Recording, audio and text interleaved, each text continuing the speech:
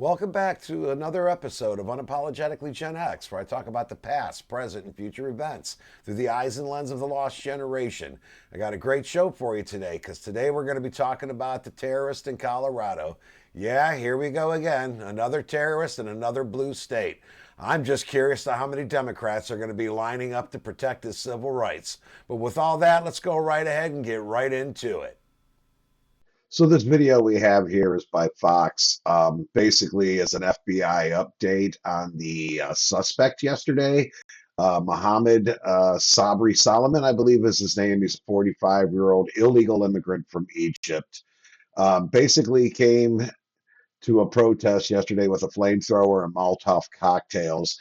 And he started throwing them at people. And I believe he injured 8 people and seriously injured 1 with the flamethrower. But let's go ahead and get into it right now, because it appears as though the FBI has some updated information about this guy. So let's go ahead and check it out and see what they have to say. And we do have some new video of the suspect that we do want to show you right now. We're here, brother. We're here. We can't do nothing about that. We can't do nothing. We can! Not here. You have to answer this! Not here, bro. You're not! People taking video right You have to now. answer this! He was wearing an orange suit with like something on his back. Spraying alcohol, Spraying too. alcohol, but what he did was he made it look like he was here. He's making Molotov cocktails. So he's already sitting there with Molotov cocktails. He's got a crowd of people around him. They're all basically pleading with him to stop what he's doing. I don't even know why this guy is still standing. I'm surprised the police haven't shot him yet. He's literally sitting there with weapons in his hand. He's got gasoline, Molotov cocktails in his hand that he's ready to throw at people. Why this man is still standing, I have no idea. Well, I actually know why. It's because of the Democratic Party and the Democratic leaders in Colorado. Your leadership, your Democratic leadership in Colorado has let you down. You have been failed by their policies, their open door policies, their pro-criminal legal policies, and basically their entire Democratic policy of allowing this to happen in the first place. How come you're not angry? I don't understand it. Democrats, how come you're not angry yet? Have you had enough yet? How many times do you need to be beaten down? Is your white guilt so bad that you're willing to allow people to die or be injured on a regular basis just so you can virtue signal and feel better about yourself? This is your fault, Colorado. This is your fault, Democrat Party. This is your fault, Democrat voters. You voted for this. Well, the rest of us are sick and tired of it. I'm angry. I want you to get angry with me, Colorado. It's time to get angry. But let's get back into it. Well, we can't do it when he's got Molotov cocktails in If you him. are fighting, you have to... That's what he's got right here is Molotov You're cocktails. right. Alcohol. He's threatening people with Molotov cocktails. And he's still standing. Where are the police? Get back, bum. Stay away. Just stay away. Stay away. Yeah, be a coward. Cocktails right there. No, stand up. Stand up, you coward. There's somebody lying on the ground because of this lunatic. So that is new video. You can see law enforcement right there handcuffing the suspect. Law enforcement should have shot him in the behind face. His back. He was yelling, and you can hear very concerned people saying, "Don't get too close," because he has Molotov cocktails there in his hands. You can see a lot of the gasoline and the. You know, let me tell you something. This would never happen where I live. You want to know why this wouldn't happen in Ohio? Because everybody's armed. The moment the man pulled out the flamethrower and pulled out the Molotov cocktails and pointed at somebody, he probably would have been filled full of lead. Think about that, Colorado. Think about that. Your laws, your restrictions of your own people, they can't even protect themselves against this. Against this. You want to take away our guns, Democrats? You want to take away our ability to protect ourselves? But you can't even stop lunatics from going nuts at a protest rally? Seriously? Seriously? Is this what you signed up for? Because I didn't sign up for it.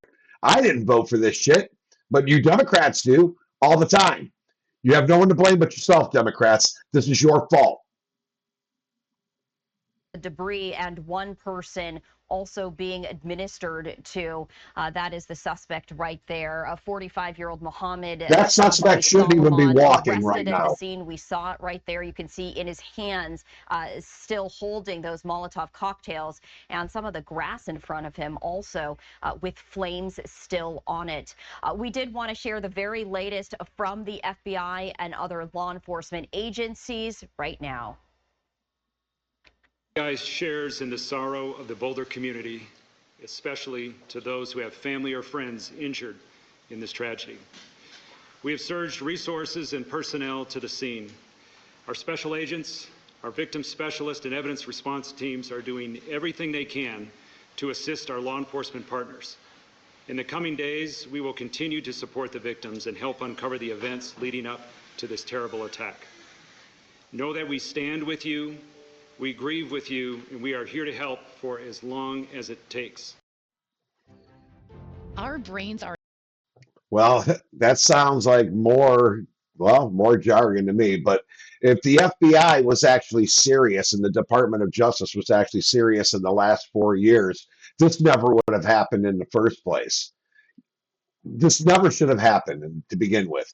For 4 years under Joey Biden, we have been allowing this to go on. The Department of Justice has stood down. The FBI has stood down.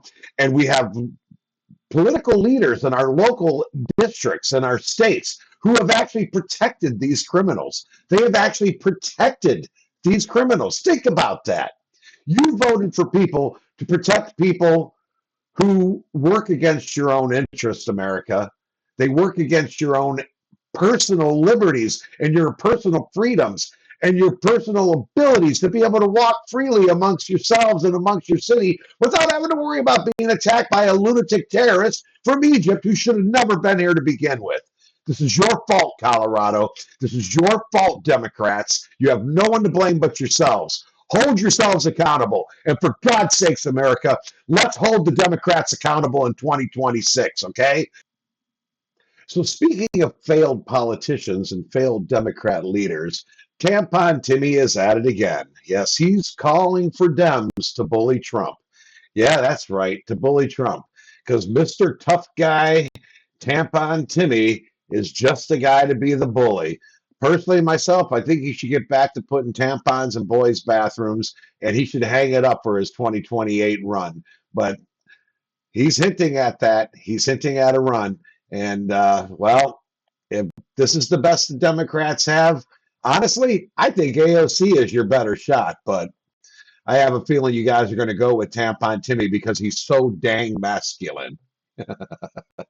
I can't even say that with a straight face. The guy's the biggest sissy I've ever seen in my entire life. The guy's a joke. He's a clown. The fact that he even has he's the reason more than likely that Kamala lost, other than the fact that she's a complete idiot too. But I don't know. Anyway, let's go ahead and hear what Tampon Timmy has to say, and we'll let him go ahead and get to it. But personally, I'm watching this video with you guys for the first time, so personally, I'm probably going to be laughing my ass off with it right along with you. But let's go ahead and get into it. Maybe it's time for us to be a little meaner. Maybe it's time for us to be a little more fierce. Yeah, that's what he's going to be, mean and fierce. We have to ferociously push back on this. And again, I'll speak to my teacher colleagues in here. Your teacher colleagues, but those are real tough guys. To watch this bully. Okay, all right, okay, all right, okay, listen. This guy's talking about watching bullies when it's a child. The Democrats throughout the United States, all over the country, have been ignoring the bullies, as a matter of fact. All right? They don't do anything about the bullying. They don't care about the bullying. If anything, it's more of a nuisance and just more of an abstraction to them, okay? It's nothing more. Because, I mean, first of all, bullies are bullies, all right? Kids are going to bully. Now, I know that's not what Tampon Timmy's talking about. He's talking about trying to bully us conservatives and Trump supporters. Well, I got news for Tampon Timmy. I'll kick your fat ass, dude. You are a nobody. You are a nobody, Tampon Timmy. And you're definitely not tough. I'll slap that dude in the next month. Guy's pathetic. Seriously. Tough guy, tampon Timmy. Give me a break. You talk to them and you tell them why bullying's wrong.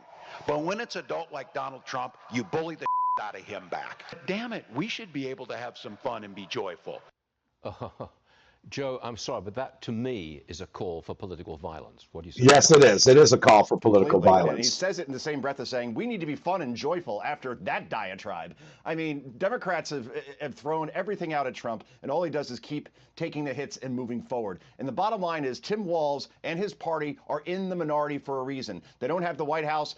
Big reason, Tim Walz and that horrific campaign that he had with Kamala Harris. That's right. The Senate, they don't have the House. A majority of states are governed by Republicans. So that's right. Jazz Hands here can talk this way all he wants, but it just isn't working, Stu. I mean, the Democratic Party is polling in the 20s in terms of approval because they don't have a leader. They are historically unpopular. And if this guy wants to be president of the United States, good luck with that because he's not going to even get close to the nomination, even in that party. And we'll leave it right there. Joe Concha, a pleasure. Thanks for joining us Monday morning. See you again soon. Couldn't have said it better myself. He is absolutely right. Tampon Timmy doesn't stand a chance. And if he was to get the nomination, he'll get his ass kicked by phenomenal numbers like you've never seen. You think this last election was a landslide? Let Tampon Timmy get the nomination. But with that, let's hear what he has to say about his I guess his move to go for 2028, because this next video that I'm going to show you is basically hints that he's hinting at possibly making a run for 2028. But let's see what he has to say on that. Okay, so in this video, and it's a pretty quick clip too, basically this is where he fuels his speculation in South Carolina and his California speeches that he just did the last couple of days, where he has got his eye on the presidency. This right here, I believe Tim Walz is going to try. I believe he's going to try. I don't think it's going to be with success. I mean, the man's a loser. He pretty much loses at everything that he tries. He can't even load a shotgun, for Christ's sakes. I'm surprised he didn't blow his damn dick off, honestly, or somebody else's for that matter. But anyway, let's see what they had to say here, and let's see where Timmy Walz wants to go with his with his 2028 run for presidency. I can't even say it with a straight face. I'm serious. This guy's a joke. I can't even say it with a straight face. I just can't. But we're going to go ahead and listen to it anyway. Let's get the read on that from Democrat strategist and former advisor to President Bill Clinton, Hank Sheinkopf. Hank, thank you for being with us here today. Thanks, Hank. You look thrilled. Thank you. Appreciate having you with us. No, I like Fox. I'm happy to be here. Oh, well, we're happy to have you. Tim Walz is at the top of the food chain, the top of the totem pole, as James Carville would say it. That's your major league starter, or do you have to go deeper into the minors? Well, what you should do if he's the candidate, save your money and buy a house, because he's not going to be the candidate, and he's not going to be the president of the United States. Really That's what I said. I think he'll get the candidacy, maybe, but I don't think he'll be president. This is sheer personal curiosity. How would a candidate or those around themselves Look at convince this guy. themselves that they have a legitimate shot at the presidency? It seems like anybody would be able to say to Tim Walz, hey, man, I'm not seeing president. No, look, Harold Stassen tried to be a Republican and run for president, 8 times, or some number like that. It happens in both parties. There are people who have an idea, and they won't let go of it, and Tim Walz really should let go of it and finish his gubernatorial term and figure out what he wants to do next, but he's not going to be president of the United States. Okay, so first of all, that's true. I mean, he's absolutely right. It's pretty clear it's in the wilderness right now. David Hogg, who is, for the time being, I believe, the vice president of the DNC, that's going to be contested. He has a voice that he sees as strong for Democrats, and it is Jasmine Crockett. Here is David Hogg. I think Jasmine is frankly the type of leader that we're really looking to support in some senses, right? Somebody who is out there that frankly doesn't give a damn what the other side, at least the elected Republicans in Congress say what they believe in, and at least even if you don't agree with her, you know what she stands for. Yeah. Because she makes it very clear. And people are really... She doesn't stand for anything but violence. Hank, about all Jasmine stands for is violence. That's it. Definitely should be put in a corner for talking too much and have a moment of silence. There you go. Right That would from be their the own best for party. Democrats. What Democrats should be looking for is someone like Rahm Emanuel, somebody who knows how to move to the center, who's actually been a governor, run something, has been the chief of staff to the president of the United States, has been really an ambassador, understands foreign affairs, and would be a terrific candidate and knows how to run campaigns. What they're looking for is Shangri-La, and that's not in the United States. It's only in a novel by James Hilton, and they should stop it. But I want to give a little bit of a hat tip toward David Hogg or anyone else that is even thinking of a figure like Jasmine Crockett or AOC. The hat tip is this, Hank. They know they need some charisma, some personality, something. Now, unfortunately, in those two examples, that's all there might be. That's all there might be when it comes to AOC. But you talking about Rahm Emanuel, which is a name I've increasingly heard recently, okay, experience in leadership, experience in policy, but I mean, no offense to Rahm, not cup running over when it comes to charm. No, he definitely is not. Where you can appeal to people, not just through your policy, but with your personality. Well, I think that you can resolve that. If people are an extremist that want to look for leadership, let's look at the Republican Party for a second. Barry Goldwater, a principled, decent man, got his you-know-what kicked. But set the stage for modern conservatism as we know it. It took the Republicans 16 years to recover until they elected one Ronald Reagan, who was charming, good to the camera, and then, frankly, should have been removed probably in the latter part of his term because he had Alzheimer's. The difference is that there was more media coverage of what goes on today than there was. The irony is, with Alzheimer's, Ronald Reagan actually was able to administrate the state and be a leader, even with his brain deteriorating. Joey Biden was unable to do that. He just didn't have that in him. He just doesn't have that. And that's why Joey B couldn't do it with Alzheimer's, which they still haven't even admitted that he has. No, instead it's just he has prostate cancer. Well, I got news for you. Prostate cancer isn't what took his brain. It was definitely the Alzheimer's, or the dementia, or whatever it was that he had.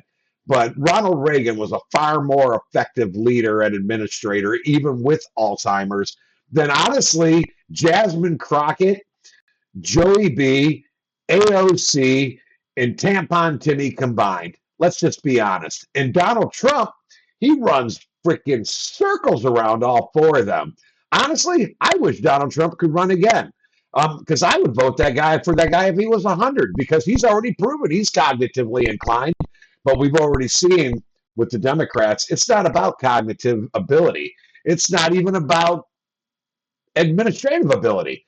It's a popularity contest, and right now they don't have anybody with the charisma. Everybody they have is dead in the water, and that is the reality of the Democratic Party. We're going to go ahead and finish up this video and see what else Hank Scheinkopf has to say, but honestly, they don't have anybody. They have no one. That's where they're at right now. Was then. So putting things in context, the Democrats need what the Republicans needed at the time. They need somebody with energy, charisma, the sense that... And they don't have a single person with that. And the Democrat problem is... And there's nobody that we believe in the Democratic Party either. Clans, they've got to be a party. And that figure, Hank, is missing right now. That figure, there is no starting pitcher on the mound. There's no one to send out there for your team. I got to leave it here, Hank. I would say the one other thing about Ronald Reagan is not just simply a difference in media presence, is that Ronald Reagan, unlike Joe Biden, wasn't yet seeking again another term as president. That's right. He sure was not. That's an important distinction entirely as well. Yeah, that is an important fact. All right. Thank you so much, Hank. Great conversation. We'll see you again next time. Hope so.